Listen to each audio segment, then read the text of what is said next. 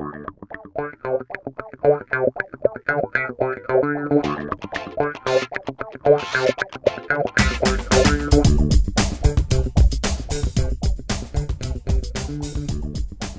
guys, this is Caleb Dillon with White Metal Games. And this is Phil Corman with Brushwork Minis. And this is War Council. We are a podcast dedicated to the hobby of miniature painting and all things miniature related.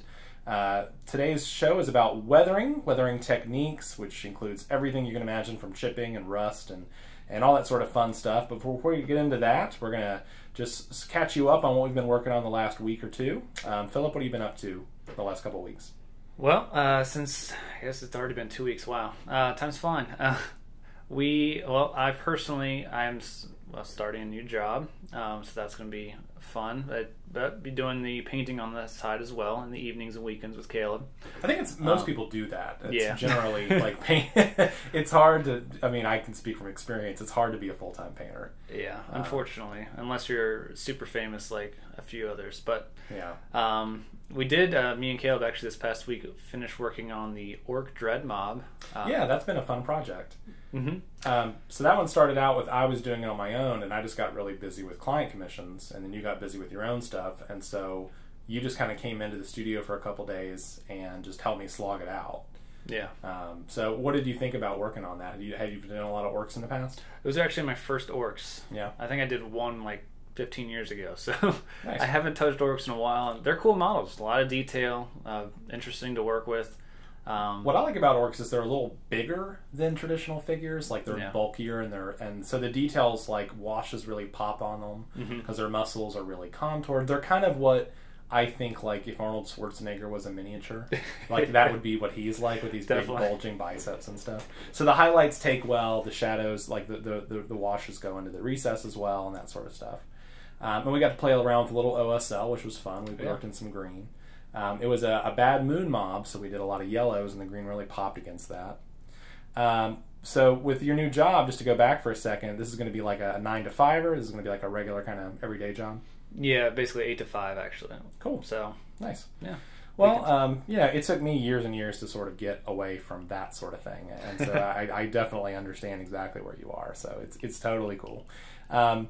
Meanwhile, in my normal everyday life, about 2 years ago, there was a local game store in the area called Event Horizon Games that opened up, and they quickly sort of overtook the market. They're just a really nice, clean-looking game store. Have you been in there yet? You've only been here about a month or two now. No, I've been to every other one except for Event Horizon. Yeah. Because they're in Garner, they're kind of on the opposite end of where you live. But they're a great little game store, and I got in there early with the owner. I did a couple reviews for him on Bella Lost Souls. We did the 1 year review and we did the opening review, and he's really, if you look at the pictures of the original article, he's really brought the store full circle. He's got a really impressive looking store. They host a lot of local GTs there, and we've been trying to do a painting class there for the last couple years, and we did a class and it did okay, but then we didn't have any people return. So maybe it didn't do okay, I'm not for sure. And then we tried to keep it going. We did like 5 or 6 classes back to back, and then eventually people just stopped coming. And I don't know if that's because of me or because of whatever, but for whatever reason, it just didn't work.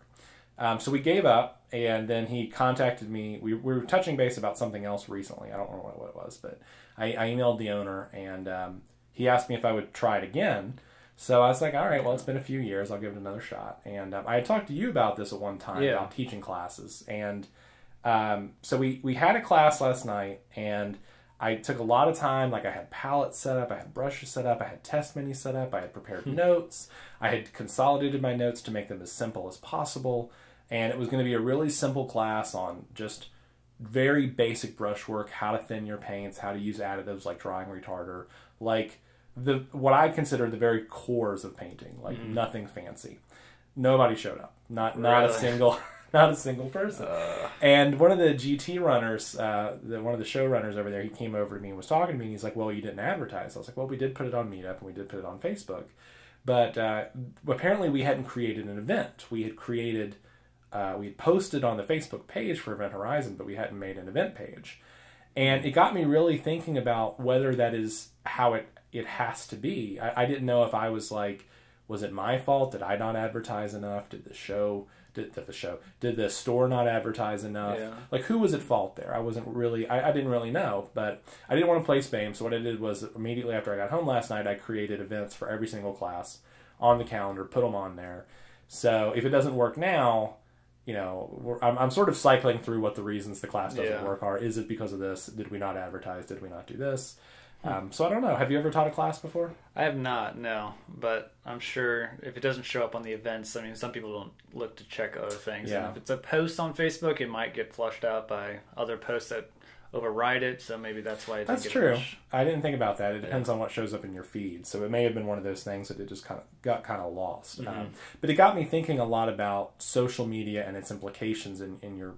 It's obviously a huge part of your small business, but whether or not, this is really off topic, but I've been thinking a lot about when someone starts up a new thing on Facebook, like let's say, I don't know, a film, because I do films, a lot of film, I'm a filmmaker.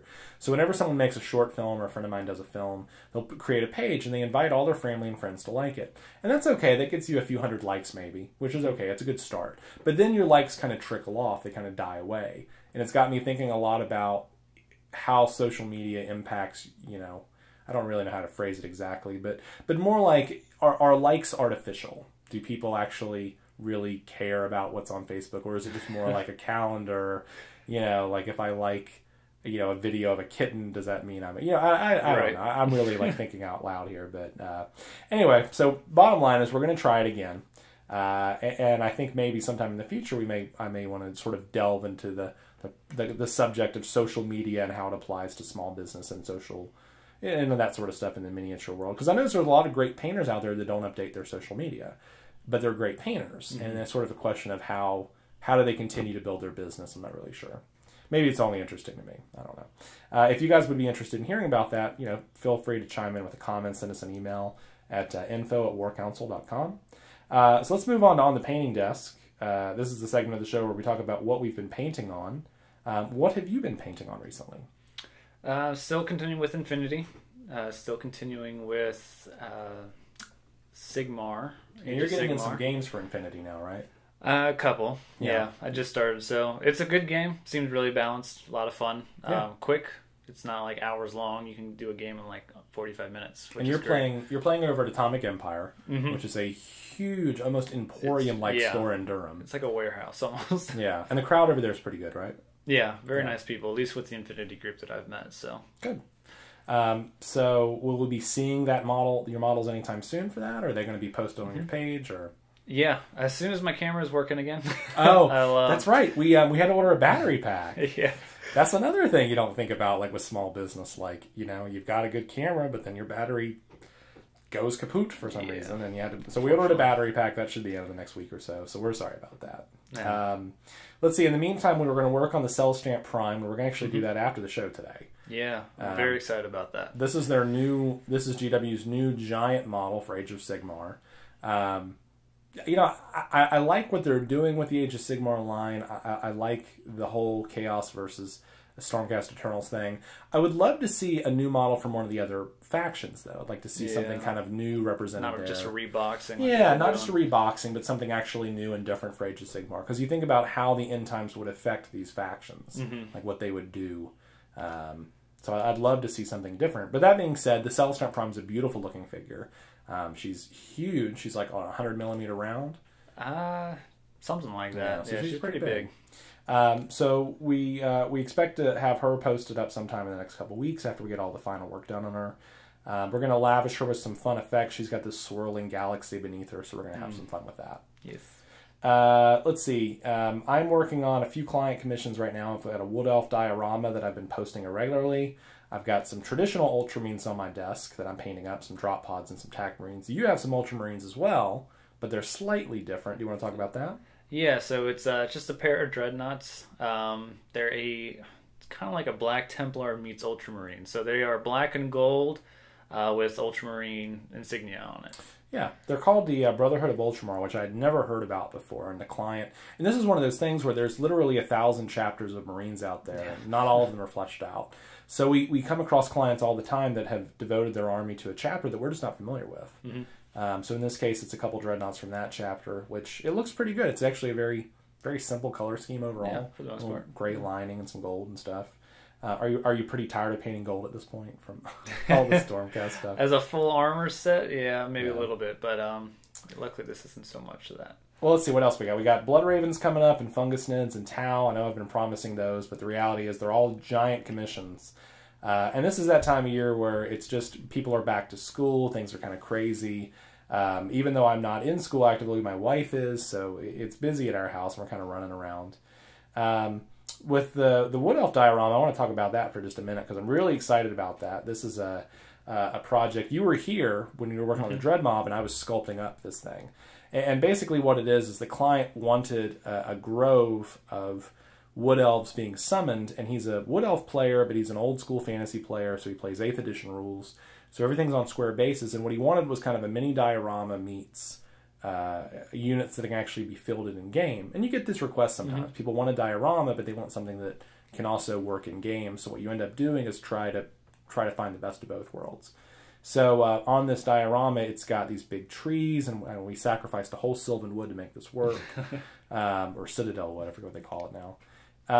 But we've got some giant bits, and I have to thank my Wood Elf client previously, who is a gamer in my gamer group, who had me do a Durthu because there were so many leftover bits that I was able to use a lot of those on the diorama. And we've had the question before. We have some clients that they send us their models and they ask to get their bits back, and we always ask if you can leave your bits because we purposely use them in everything, and we spend a lot of time sorting through bits to make sure we have access to them, so that when we do a project like this, for example, other clients can benefit from bits left over from other projects, and et cetera, et cetera. And in theory, it's kind of like a pay it forward in bits, if you will, sort of that way. Okay, was there any other commission stuff on your painting desk you want to talk about, or anything you're working on for your personal collection, or? Really, my personal collection is the Infinity stuff. So, and there will hopefully be pictures up for that. We've been talking a little bit about Warma Hordes, and we haven't really talked about that on the show at all. Do you want to chat about that at all? Sort of like, so we did a Crix commission about a month or so ago, and it came out really well. You did a good job on it, and so I don't know if that ignited your fire or that made you want to sort of start to look into it again. Yeah, it did a little bit. I was definitely interested for a moment, and then I went for a hot moment, and then you were like, forget it. Thing is, with the War Machine, or Hordes in general, there's certain models from each faction that are really cool and I like, and then there's a whole bunch that I don't. And it's just like one of those things. If I commit to this, then I'm going to be with a bunch of stuff I don't really like, and I don't really want that. So bottom line is, you haven't found a faction you really are committed enough to paint yet. Is that it? Exactly? Yeah. Okay. Well, that's okay. There's what I like about War Machine and Hordes is they have a different faction for just about anything you can imagine. With Circle of Ouroboros, you got these strong greens and nature colors, and then you've got these strong reds in the Khador and strong blue in Cygnar, and then they kind of rinse and repeat that in Hordes, although slightly differently, because Crix is kind of green, and then you've got a Legion of Everblight, which is kind of, I don't know, sort of Tyranids meets teal, almost like kind of a teal blue thing. So you've got a lot of different options there. But I, if you're not into it, you're not into it. All right. Well, hopefully sometime in the future we'll have some War Machine Hordes. If there's clients out there that are interested in doing War Machine Hordes or Warma Hordes, we would love to paint some up. I did a conversions for Cyrus Army about 6-7 months ago. We just did the Crix, and I've actually got a few other models in stock that I want to play with, but we would love some more samples of that in our portfolio. So if you're interested, contact us at info@whitemetalgames.com, or just respond in the comments section of the show notes. We'd love to hear from you. Let's move on to news and rumors, and we're going to talk about what's on the block, what's coming out, what we're excited about. Why don't you start this one off? What are you excited about coming out here in the near future? Well, something we've been talking about, the new Tau Super Suit, this is listed, is coming out, which is it's awesome. Lots of huge guns. I think the weapons, they've released some rules for it. I can't remember. I haven't read any of the rules yet. Maybe I'm misremembering things. I think people are so into the pictures that, at least me, and at first I thought this was going to be a Warhound sized model, but we finally seen some scale pictures, and it was like somebody won it or they qualified for it or something, so they took it home and they built it and they posted some pictures and they found their way to Bella Lost Souls, and finally we see a finished picture of it, and it's about the size of a Cerastus Knight, which, to give a general size comparison, a traditional Knight Titan is about, I don't know, 6 inches tall. And then the Cerastus Knight is probably 8.5. And then a Warhound is probably close to about 12. He's a big guy. So even though they're almost as tall as a Warhound, or at least at his head, he's not nearly as bulky. No. So he's big. He certainly is, like, I guess, the Knight Cerastus version for Tau. And he's mean looking. He's got a lot of guns. Yeah. Well, it looks like you've got several options too. Like I've seen pictures with the huge guns on his back, and then others with stuff on his side. So see, I haven't seen any of those pictures. I guess I haven't explored it very much. But I would love to see it in person. I'm hoping that we have a Tau client out there that wants us to pick one up. We do have one Tau client in studio now that we're working on a full army for him, and that should be out sometime in the next couple months. And then maybe I can talk him into buying one of those. Yes. Maybe I'll offer to paint it up for a discount or something if he'll just, let us paint it, because I'd love to see that. That'd be a nice showpiece, I think. It's very cool. Yeah. Also out now are the Prosecutors. So this is not the Prosecutors that from the traditional starter kit. Now GW is releasing all of the starter models in individual clam packs, blister packs, starter, or boxes. Have you seen any of the pictures? Do you see any differences between these? Significant differences? Okay. I mean, pose-wise, they actually are quite different. So poses, they're totally different. You have, I think all three of them are unique poses, whereas with the Sigmar starter set, they pretty much one pose for all of them. Sure. Weapon choices are different. You have javelins, you've got bows. I did see the weapon hammers choices. And everything else. So there's quite a few changes there. And then there's the clam pack version of him. I don't know. I think he's actually in a box. But anyways... it's a single model where you can build him with a bow or with like a lantern and a banner or something like that. Yeah. But he looks awesome. He even has like an extra like bird or something coming off. It looks like some sort of phoenix type thing. Nice, so nice, it's nice. pretty cool. Is he significantly larger than the traditional model, or is he about the same size? He looks to be about the same size. It's hard to tell. Yeah. But cool. I think. Yeah. So I guess I like this whole angelic look to these guys. I think they're really nice. So I guess we're going to have to... I mean, you got to give kudos to GW, man. They are just releasing like crazy. Because we've got you on new releases right now, and I know that we're finally starting to see backup. Yeah. Where it's just like it's starting to add up. And now with your new job, it may even be slower, so we'll see. But, they're great-looking models. I'm very excited to see them in person. Okay, let's see. What else? Is there any other news or rumors out there? I don't have anything on my notes, but I'm trying to think if there's anything off the top of my head that kind of has jumped out to me recently. Yeah, I've seen a few things on Bell from, I think it's like Dark Age is releasing some new models, which look really cool. Yeah, those do look good. But other than that, now, is Dark Age its own game, or are they just figures for generic gaming? I can't recall. I'm not sure. Cool. It's done by Cool Mini. I'm pretty sure it's its own game. Yeah. I think they have their own rules and everything. So I didn't realize it for a long time that Cool Mini or Not, that they released their own line of models. Like, I just thought Cool Mini or Not was one of those places where you posted your own, and then I started to see their logo on the boxes, so it didn't occur to me. They're like, oh, they released their own line of models. And this apparently is a thing that a lot of people are doing now, I guess, in the age of 3D printing. And, like Awakened Realms just started releasing their own line of models maybe 6 months ago. They started a Kickstarter about 6 months ago, so it's probably still in the making. I think what it's called Edge, I think. It's not Edge of Oblivion. I'm thinking about that because there's a GT coming up, but I think it's just called either Edge or the Edge or something like that. But we're a big fan of Awakened Realms. We avidly follow everything they're doing, and I just noticed that like that's the direction they're going. They're building their own models, and it's really cool. Okay, let's move on to tips on technique. This is the meat and the heart of our show. So real quick, just as an aside, I listen to a lot of podcasts on the side. I know you don't.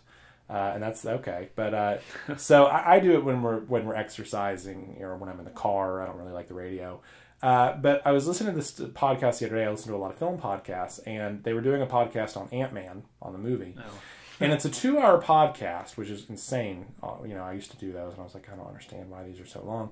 I don't mind it being 2 hours if it's a good 2 hours, but so I kept thinking, all right, well, I'll listen to these three guys. They're film critics out in Hollywood, or Metacritics, or whatever you want to call them, and it took them. It was something like an hour and a half before they got to the Ant-Man part of the show. So they spent the first hour and a half like debating I don't even know what they were debating anymore. It was stuff not related to Ant-Man. And I got on the podcast thinking like, man, I want to get to the meat and you know, and it made me appreciate the way we do show notes on the show. So if you want to just skip past all of this stuff and just get right to the heart of it, you know, about 20 minutes in, you're there pretty much. So that being said, let's get into it. So we're talking about weathering today.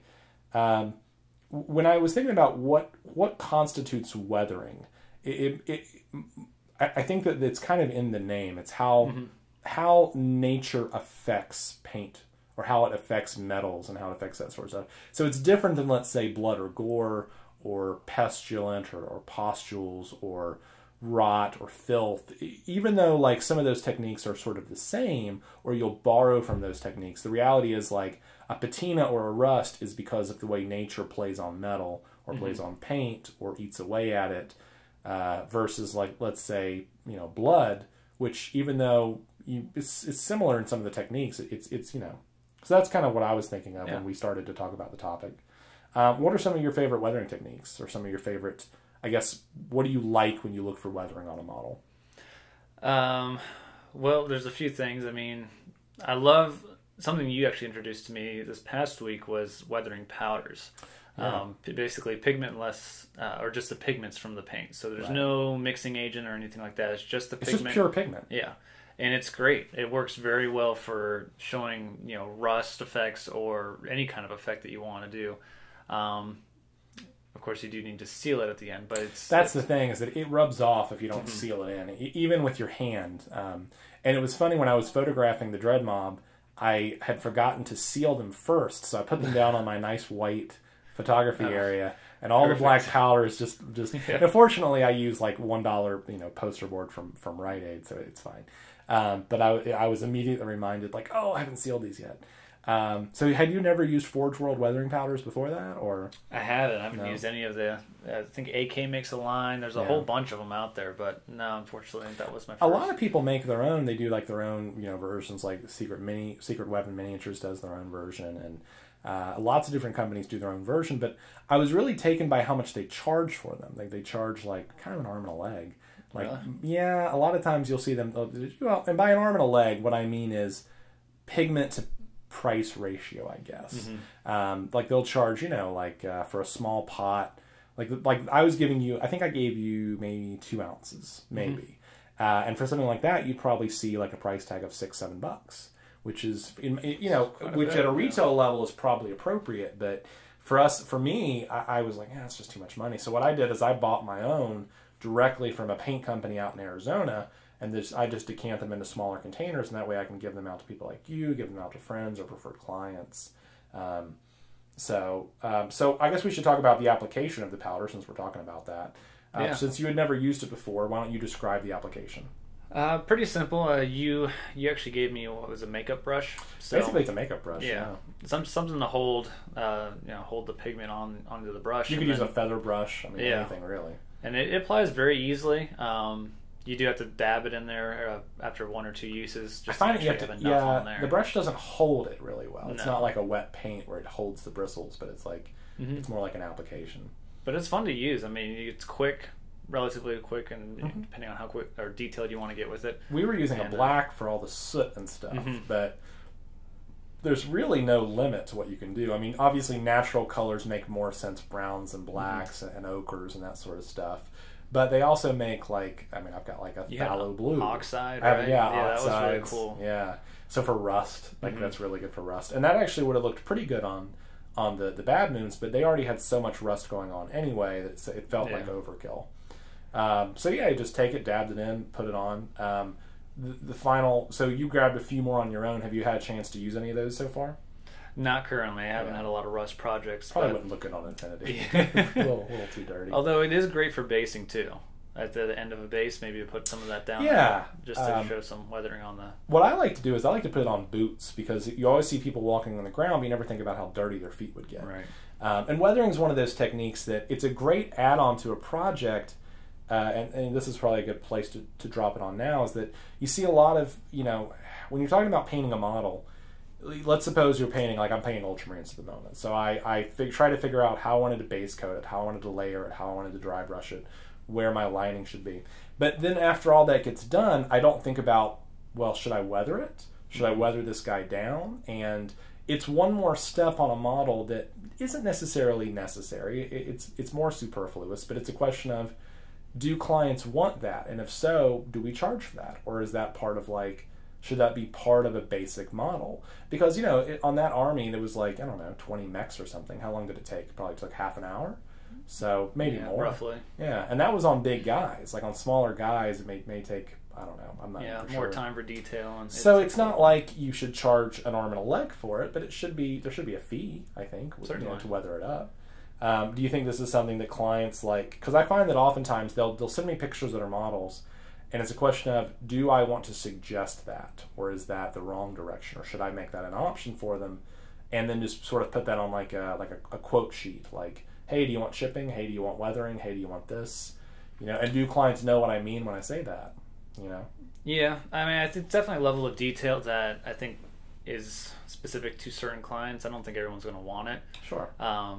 So I don't see a problem with charging extra for it, and I think it's just something that a check sheet would be helpful, I think, just so they can go through, this is what's considered weathering, these are different types of weathering we can do, how many of those effects do you want? Sure. And there's overkill too. It's like, at what point are you just overdoing it? Are you like, well, I want to chip and I want to weather and I want blood and gore, and it's like, oh my god, your model's getting really muddy at this point. It's really hard to sort of figure out what the balance. The balance. That's a good way to put it. So maybe a good suggestion would be like, pick two or something like that, like this and this, so we don't overdo it. All right. So aside from pigments and powders, I guess we can talk about rust. And patina. So rust, for me, I've found there's a couple different good ways to do it. One is weathering powder, which we've already talked about. And another way is just sort of like what we did with the Bad Moons is we actually started with, we built it up from reds to kind of a rusty brown, and then we splashed in some oranges with the airbrush, and that created, I thought, was a very good rust effect. Yeah. And then we stippled metal over that, and so you got, the finished product looked pretty great, I thought, pretty rusty. Yeah. Another way I've seen, some people do it with washes, like they get like a rust brown. Have you ever washed rust on? Have you ever tried that? I haven't. Because the streakiness is something that you don't really get with the powder. Yeah, that's a problem with it. I mean, you easily get the lines in there where it dries, or it gets too thick in some areas, and it ends up looking, it gets glossy almost. Sure. And it can get muddy, messy easily. So one of the things Kenny Boucher does a really good job of is that when I've seen him do his vehicles and he'll do rust effects, he does a really good job of just creating these, they call them dagger strokes with an airbrush, and he does a really light dagger stroke with like a red or something, or not a red, but like a rust brown. And he usually do it from like a vent or like a door jamb or somewhere where water would collect. And they actually look really nice. It's a really nice, simple little effect. But my dagger stroke is not quite good enough yet to really be able to pull that off. Why don't we talk about patina real quick? And does that? I'm sure you know what I mean by when I say that. But does the average? No. Okay, shake his head. So patina patina is bronzing. It's like when something bronze gets wet, it turns that bluish color. Oh, okay. That's patina. I gotcha. And I think that specifically the way Webster's defines it is that it's like the leftover, like the wet residue, the wet rust from metal or something like that. Okay. Unlike traditional metal rust, which is kind of brown and red, patina is that bluing that you get when you get bronze or brass. You'll see a lot of times. Is it similar to like oxidation? Yeah, it's exactly oxidation. It's exactly oxidation. So it's the yes, exactly. Okay. So that's a very popular technique. In fact, I did a Necron squad one time that I just really did bottom line. I did bronze, then I did a patina wash, and then I was like, all right, I'm done. And I think I did some OSL, but there's some good effect paints that I've used. I use a lot of GW product. Sure. And they have a couple. They actually have a nickel oxide that gives that like greenish tint that you get from copper. I picked some up the other day. It's got a nice color. Yeah, you can get. It's another example of how you can get way too much of it, and you can ruin a model if you're not careful with it. So it's not something you'd be liberal with, but you need to be very precise with it. They also have a Ryza Rust, which is like an orangish rust color. And that are these glazes or are these paints? They're more like paints. Because they're called technicals is what they're called, right? Yeah, the oxide's pretty thin. The Ryza Rust is pretty thick. So it just depends on which one you get, but they're pretty good as well. I like them a lot. I've seen a lot of people, there's a big GW statue model, what's it called? some sort of Honored The Imperium terrain kit? Yeah, the Honored Imperium. So a lot of times people will do that because it's a perfect place to do rust effects or oxidation or whatever. Oxidation, So I definitely want to talk about chipping as well, but I think what we can do is we can actually we're going to take a brief break real quick, and then we're going to jump into tutorials of the week, tutorials, and we'll talk about chipping as it applies to weathering, because we watched a couple videos this week that we want to talk about from Schnauzer Face Minis and Scale War Machines, and then it'll be a good opportunity to sort of chat about that. So we'll be We'll be right back after this brief break. Hey guys, it's Caleb with War Council. Are you a purveyor of stuff? Are you an entrepreneur with something to preneur? Do you sell things related to tabletop gaming, painting, or some other aspect of the miniatures hobby? Would you like to advertise to like at least 3 listeners a show? Then you've come to the right place. War Council has an unlimited number of sponsorship slots available. Each slot guarantees you a banner ad on the White Metal Games website, and we're like 300 likes on Facebook right now, so clearly at least 300 people could be bothered to click the like button at some point in time in their lives. For $20 a month, we'll promote you and your products on the show. For $10 more, you can have an entire 30-second commercial, like this one, only, better and more relevant and stuff. Email us at info@whitemetalgames.com for more information, and until you do, put your minis where your mouth is. Hey guys, welcome back to War Council. Before the break, we were talking about different sort of weathering techniques, and we were going to talk about chipping and how that applies to models. So for the tutorials of the week, which we're going to jump into now, we watched a couple different videos. First off, there's lots of good videos out there, but these are the 2 of the ones that caught my eye. So the first one is Hairspray Weathering by Schnauzer Face Minis, which is just fun to say. Schnauzer.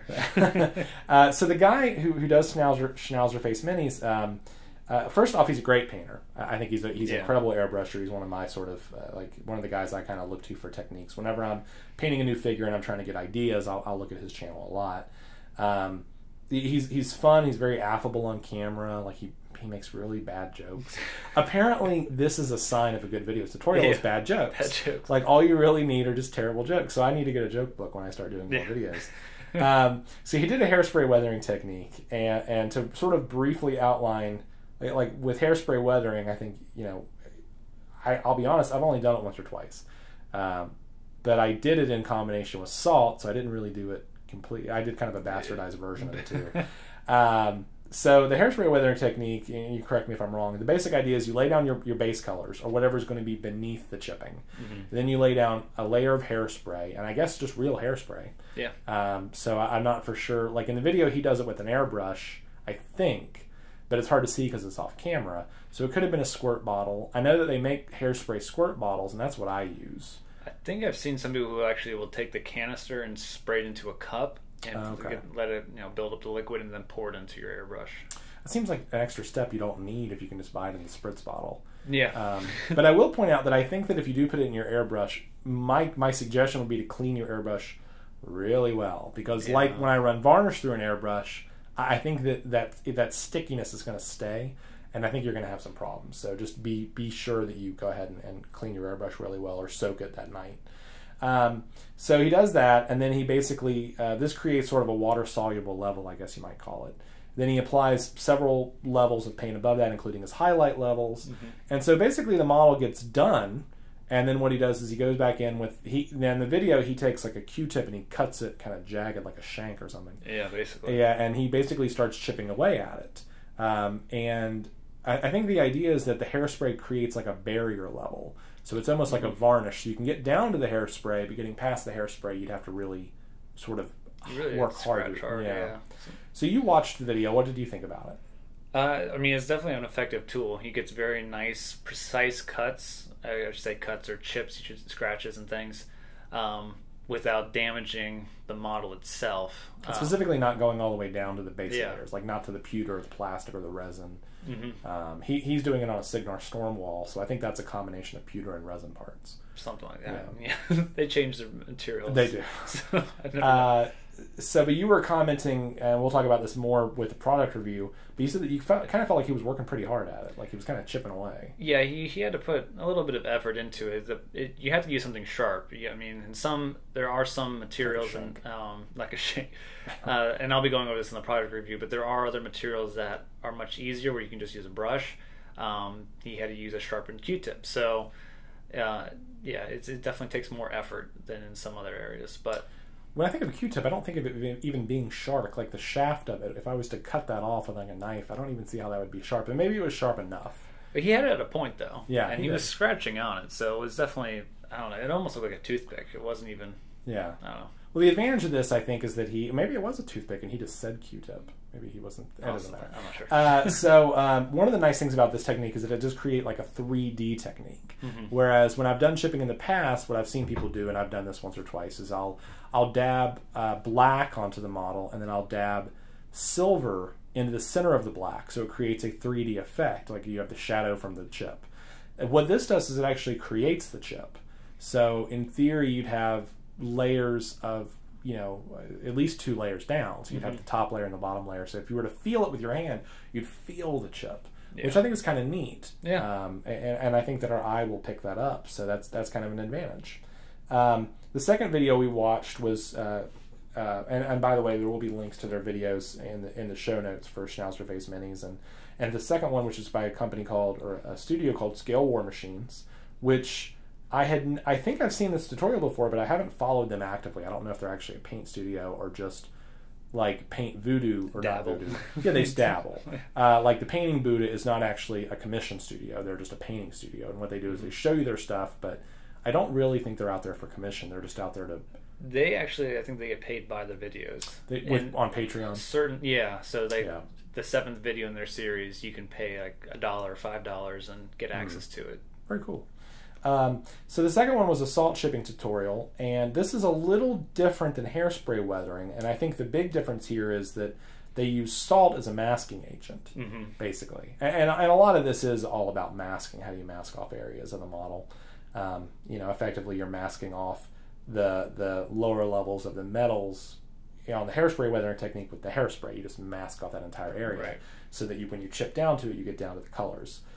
With the salt chipping, you had never seen this technique before. Had you ever seen this technique before? I'd seen it done on like traditional canvas and parchment, but I've never seen it on a model, and it was awesome. It's pretty good, right? It's really cool. I think part of what made that model really kick for me was that they did this like VW bug, and they had actually painted different parts of the model in different colors. As though the model itself was haphazardly strewn together because you occasionally pass that car on the highway where it's like, I don't know, I pulled the fender from this, the bumper from this, different colored doors, right? Yeah, and with the VW Bug, there's such an old car, that I could see that being the case. So they did that, which was great. It was a great idea, and then they laid down some really good rust layers. Yeah.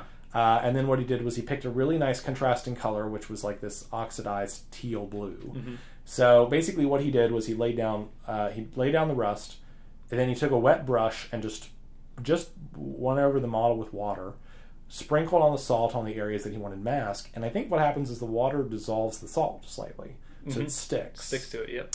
So it gives it a few minutes to dry, and then he starts laying down his top layer, which in this case was the teal blue. It gives that a few minutes to dry. It doesn't say how. He doesn't say how long. He just says some time, and then uses an old toothbrush to sort of just chip it away. And what you get is the salt comes off, and it leaves behind whatever color was beneath the salt, which was in this case the red. I think it's also important to note that he didn't overdo it in the video. Like he applied the salt in kind of like towards the edges and towards the far edges, as opposed to the center. Which, when you think about an old car sitting in a junkyard, like where is the sun and the rain going to hit it the most, it would make sense that would be the center, I think. So those were the areas that were completely exposed. Right. And then the salt was applied to the edges where paint, it might be hanging on after a few decades. Definitely. So it looked really organic. I kept thinking this is really organic looking. Very organic, more natural. Yeah. I think that's the difference between the two techniques, the salt and the hairspray. Yeah. The hairspray, you're the one that's choosing the locations, and sometimes it it doesn't look as natural. Yeah, because you're kind of picking and choosing. Exactly. Like maybe here, maybe there. It doesn't have that randomized look to it that Right. the salt definitely gives. So it does. It's a longer process, I think, to probably do the salting. Sure. But better results, I think. I've seen more bad versions of the hairspray weathering technique. Like I watched a video the other day, and I won't name the service that did it because I don't want to speak ill of any of our fellow hobbyists out there. But they just, like you kind of said, they kind of put the chips in the streaks, and they did a lot of claw marks and stuff. And it just felt overdone. Mm-hmm. It was like it was too much. And I just felt like if they just eased it back a little bit, it would have worked better. Definitely. So why don't we just move right on to product review, because this, obviously these are kind of, we're talking about chipping techniques. And so your product review, what are you reviewing this week, actually? So I focused on the AK chipping fluid. It's made by AK, and it's similar to... AK makes a bunch of interactive products, right? They have tons of stuff. Yeah. I mean, they have weathering powders, they have terrain stuff, Do they have their own line of paint, lines, I think. do they? Yeah, something like that. Yeah, I'm pretty sure they do. So they've got a whole slew of things, but this chipping fluid they have is along the lines of the hairspray technique. Same idea. You put a base color down, you cover it up with the chipping fluid, and I use an airbrush to do this. And then you put your... Use the airbrush to apply the chipping fluid? Correct. Okay. Yeah. And then your final layer on top of it, however many layers you want. And then what the difference with this is, you don't need something sharp. You don't need a Q-tip or cut down Q-tip or a toothpick or anything like that. You can just use a brush. Just put water on your brush and wipe over the areas. Like a firm brush, like a dry brush, or just a regular brush? Just a standard brush. Really? It can be very soft. It doesn't need a lot of pressure. So there's a couple ways that I've found you can use this depending on how much of a chipping effect you want to use. So if you use a little bit of this, like put a thin layer down, it doesn't come off as easily. You might want to put a little more pressure on the paint to kick it off. But if you use a ton of it, it will come off very easily. You don't need to apply much pressure, and it will just fall right off. The paint will just fall off the. So was this on one model that you were testing this on, or on multiple models? Because when you say multiple layers, was it like you tried different numbers of layers on different figures, or did you oversaturate areas of the model? This is my just kind of more of my experience through a few models. I've done quite a few. Okay. So the one I've done most recently is Imperial Knight, and I put quite a liberal amount of it on there. I overdid it a little bit, and when I applied the water, it ended up falling off. When you say clumps. fall off, do you mean like kind of sloughs off, like it picks up onto your brush. Really? Okay. Yeah, so it doesn't stick to the model somewhere else or anything. You just picks up right on the brush, and you can put it in your cup of water. And so what it must be is that the lower layers, like, that's just fascinating to me. So I guess the water somehow activates it or something like that. Yeah, exactly.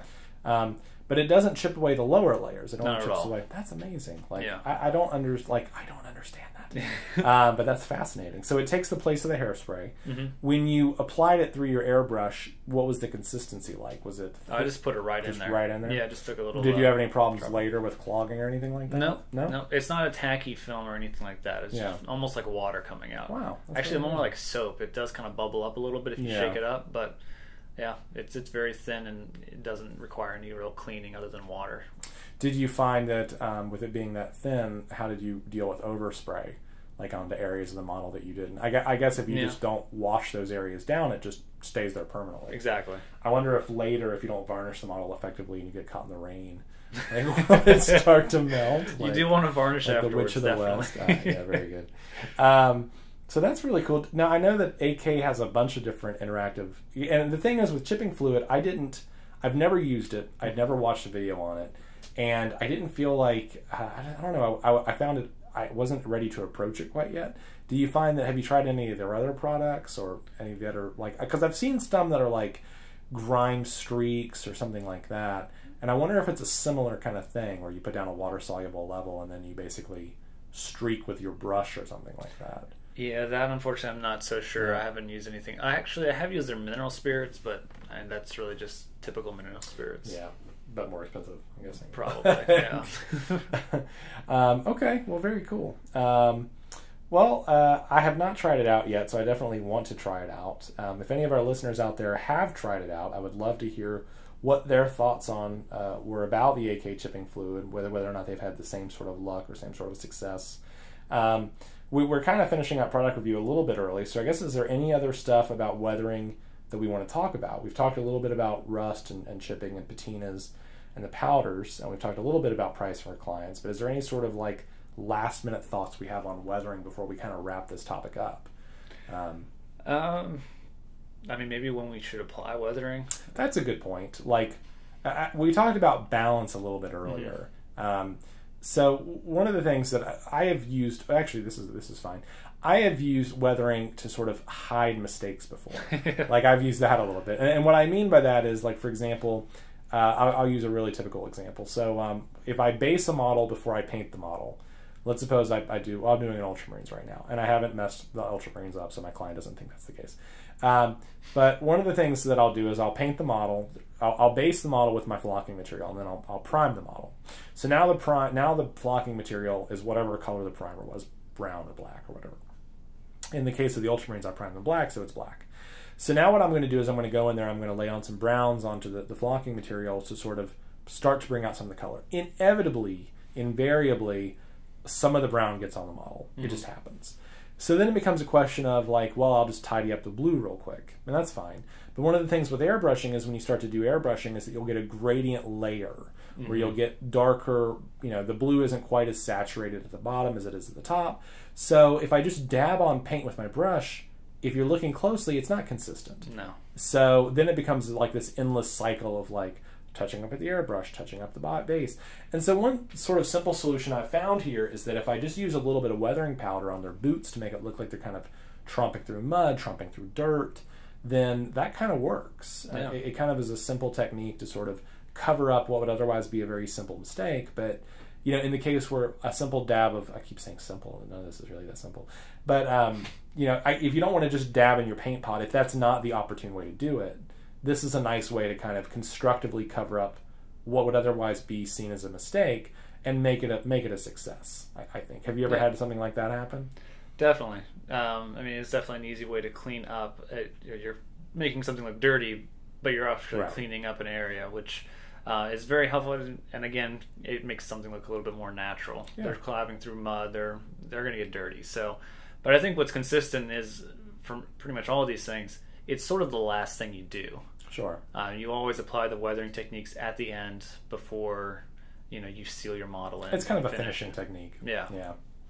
GW, while we're sort of on the loose topic of their technical paints, they have another one called what's it called? It's it's not called rot, but it's some sort of like grime or something that you can sort of typhus corrosion. That's what I'm thinking of. It's like a dark brownish, but I think it has like sand in it. Yeah, a little bit. Why don't we talk about that for a second? Because that is,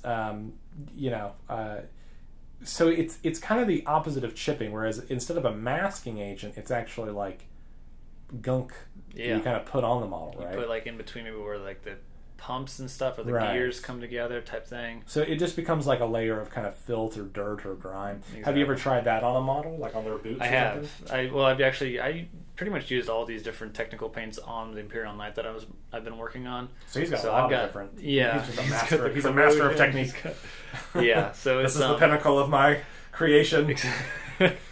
Exactly. I want to make him look dirty in a dark, dank environment. Sure. So, the base is covered in ruins and water, broken pipes, and all these things. So, the typhus corrosion, it does give a gritty look to it. Now, does it have to be painted? Like, I guess by painted, I mean like it comes with the pigments already in the paint, right? Yeah, you just kind of dab it on essentially, and you can get thick with it or very thin, depending on how you want. The sand, it's not too grainy from the sand, so you can it's not going to get clumpy on you unless you make it that way by putting a ton of paint down on it. What about overdoing it? Have you ever overdone it with it? And if so, how did you clean it up? That's something that I will say it's a bit tricky to clean up. Yeah. It binds to it. Does it bind fast, like as soon as it dries? No, it dries like normal paint. Oh, okay. So you've got a little time. Yeah, but it'll show up. You can't really correct the mistake by covering it up because of the sand. There's sand in it. Yeah, so it's going to show up on the model. So it's something you do towards the end, and I would definitely be more cautious Sure. Be very careful with it, and then build up from that a smaller amount. Well, with all of the different stuff you've got going on with this night, I can't wait to see this guy. I think he's going to be, sort of someday. All right, well, let's just jump about right on into our 1 minute rants. 1 minute rant is when we finally get a chance to vent about something. I don't consider myself a hater of any sort of regard, but we do find that there are things that are frustrating that we run into in the miniature painting world and that we want to talk about. So with all of the hairspray weathering and the salt chipping, basically these are all masking techniques of one form or another. They're either masking with hairspray, masking with salt, masking with tape or whatever. So it got me thinking about masking fluid. So my rant this week is going to be on Easy Mask, masking fluid, but really just masking fluids in general. Yeah. So I'm going to set our clock, and here we go. What the hell, Liquid Mask? What the hell? So Liquid Mask is basically it's exactly what it sounds like. It comes out kind of gunky in the bottle, and what you do is you apply it to models, you put it on the part of the model you don't want paint to come on, and then in theory, when you're done painting the model, you just peel it off like a scab or like tape or whatever, which sounds awful. But I applied Easy Mask by a company called Ambroid, which is a kind of a cheaper masking agent, to a model about a year ago, and I put it down on the model and I painted it all up, and when I went to scrape it away, paint was coming off, the Easy Mask wasn't coming off. I have never been able to make Liquid Mask work, and I don't know if that's because the Liquid Mask needs some sort of something that it doesn't stick to, like a satin varnish or a gloss or a barrier, like a barrier. But I read the directions, and nowhere on here does it say anything about a mask or a barrier. It just says dry completely, clean with water, pull off, cut away with your hobby knife, da-da-da-da-da. So what the hell, Liquid Mask? You're letting me down. Liquid Mask in general is just letting me down. I don't have a good one. I haven't found one I liked yet, and because of that, I just don't use it. So if someone out there can recommend a good one and show me it works, great. So what the hell, Liquid Mask? What the hell? What the hell? Okay, that's my 1 minute rant. What are you going to rant about this week? I didn't have much, but I will say I have used another version of Liquid Mask, and I too have had an issue with it. I don't remember who makes it off the top of my head. I think it might be AK actually who does it, or something like that. But we love your chipping fluid. I used it because there's an artist I follow, Angelo Giraldez. He is the head painter of Infinity. Incredible painter. He loves this stuff. He uses it all the time, it looks like. In his tutorial book, he uses it, so I figured I'd pick up some of it. And I don't know if it's the paints I use. I use GW product a lot. He uses Vallejo. Maybe it works better with Vallejo for some reason. I don't know. But a lot of times, it does come off easily, but it will pull off the layer of paint. So how long do you let the paint cure before you apply it? I've done it anywhere between immediately after I'm done airbrushing to a day or two later, and it still has the same effect. Yeah, I would say that a day or two later is probably the better, but if it's even doing it then, that's plenty of time to cure. Yeah. Yeah, so that's crazy. So maybe it's just the GW paints are too thick. They're not technically airbrush paint, so maybe that's part of the problem. That's interesting. Because I don't think you're supposed to paint over. Sure. But, yeah. So Liquid Mask in general, I don't see it being very good. At least not my experience. It needs some work. It needs some time. So if anyone out there has some good ideas on how to use Liquid Mask effectively, we would be eager to hear about it. Please. Okay, well that brings us to our outro to the week. We are out of here. This has been episode 13 on weathering. I think that this has been a lot of fun. I'm curious to take some of these techniques and try them out, maybe on a whole army. Like I'd love to do an orc project where we do this. We've been talking a little bit about a Necron project, which would be a perfect opportunity because they're all metal. So maybe we'll try it on the Necrons and see what we can get with that. My name is Caleb Dillon, and I'm Phil Corman, and this has been War Council, our podcast dedicated to hobby and hobbying in general and miniature painting specifically.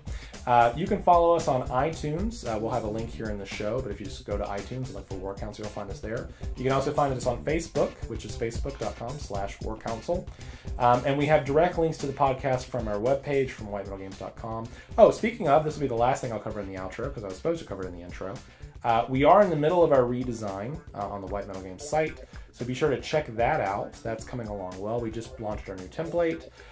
We decided just to take most of the old data and copy it over to the new template, even though we are going to be redoing everything on it, from the rates to the way we describe our levels.